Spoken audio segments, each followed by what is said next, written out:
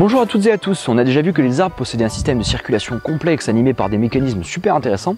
Et aujourd'hui on continue un petit peu dans la même thématique en voyant que les arbres peuvent aussi communiquer. Mais avant toute chose, quelques mots sur l'antilope. Vous êtes nombreux à connaître cet animal qui vit dans les steppes africaines, mais est-ce que vous savez de quoi elle se nourrit?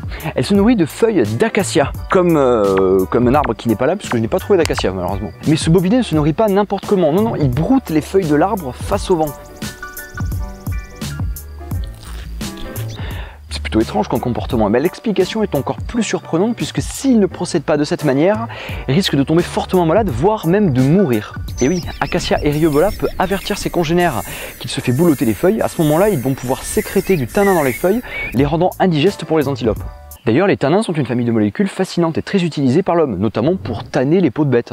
Voilà, toutes les petites infos comme ça. Alors, comment fonctionne ce système d'alerte étant donné que les arbres n'ont pas de bouche? Eh bien, si vous vous rappelez ce qu'on a dit tout à l'heure sur les antilopes, elles broutent face au vent. C'est donc que le vent influence le système de communication. Et oui, en fait, c'est une molécule libérée dans l'air. En fait, dès lors que l'acacia se fait agresser par un herbivore, il sécrète de l'éthylène dans l'air. Cette molécule navigue dans les courants d'air jusqu'aux feuilles d'un autre acacia et dès que celui-ci reçoit la molécule, il se met à sécréter du tanin dans ses feuilles pour ainsi se protéger. Plutôt malin pour un végétal, hein, enfin même si les antilopes ont trouvé la parade. Donc un arbre a la possibilité de prévenir ses congénères du danger, mais bon jusque là ça nous impressionne pas trop parce que nous aussi on peut dialoguer avec les représentants de notre espèce. Et si je vous disais qu'un arbre peut également communiquer avec des champignons?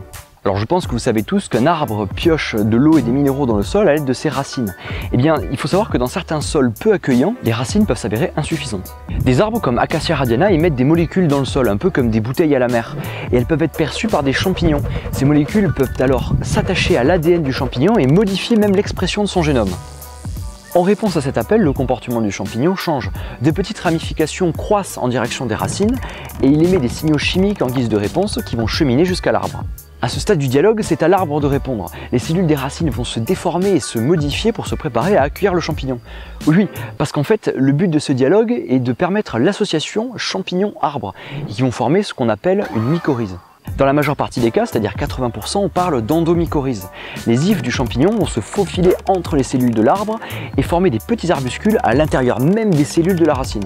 Grâce à cette connexion intime, le champignon peut donner à la plante des minéraux qu'il attrape lui-même dans le sol. Il bénéficie ainsi d'un avantage conséquent puisque la surface de contact du champignon est bien supérieure à celle des racines. En retour, l'arbre donne au champignon des composés organiques qu'il a produits grâce à la photosynthèse et qui font le chemin jusqu'au sol dans la sève. Vous vous rappelez, on a parlé de la sève dans une précédente vidéo. Au final, cette communication chimique entre l'arbre et le champignon aboutit sur une relation donnant-donnant qui bénéficie aux deux organismes. On trouve même des études qui attestent que des chênes infestés par les mycorhizes se développent nettement plus rapidement que des chênes non infestés. La relation qui s'établit entre l'arbre et le champignon est ce qu'on appelle une symbiose, c'est-à-dire un lien vital qui bénéficie aux deux parties. Mais on reviendra plus en détail sur les symbioses parce que c'est vraiment un phénomène du vivant absolument fascinant. Donc là on n'est pas encore sur un nain du Seigneur des Anneaux, mais il semblerait que les arbres que nous côtoyons tous les jours soient bien plus complexes et évolués que ce qu'on veut bien entendre. Est-ce que ces talents extraordinaires que nous découvrons chez les végétaux supérieurs ne sont utilisés que pour avertir des amis ou se faire des copains? Et non, si comme nous elles savent communiquer, elles savent aussi manipuler de la plus vile façon. Pseudomyrmex ferrugineus n'est pas un légionnaire romain, mais une petite fourmi qui est très friande du nectar de l'acacia.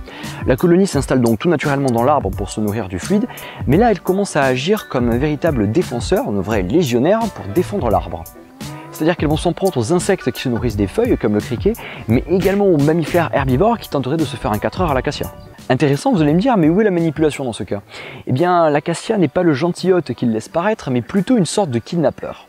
En fait, le nectar de chaque acacia est plus ou moins unique, et lorsque la fourmi a commencé à se nourrir du nectar de l'acacia, des composés chimiques la rendent incapable de digérer le nectar de notre acacia. Donc voilà, ce contrat de location que signe la fourmi est en fait à vie, et elle ne quittera jamais l'arbre sauf pour attaquer une malheureuse chèvre qui tentera de brouter une feuille.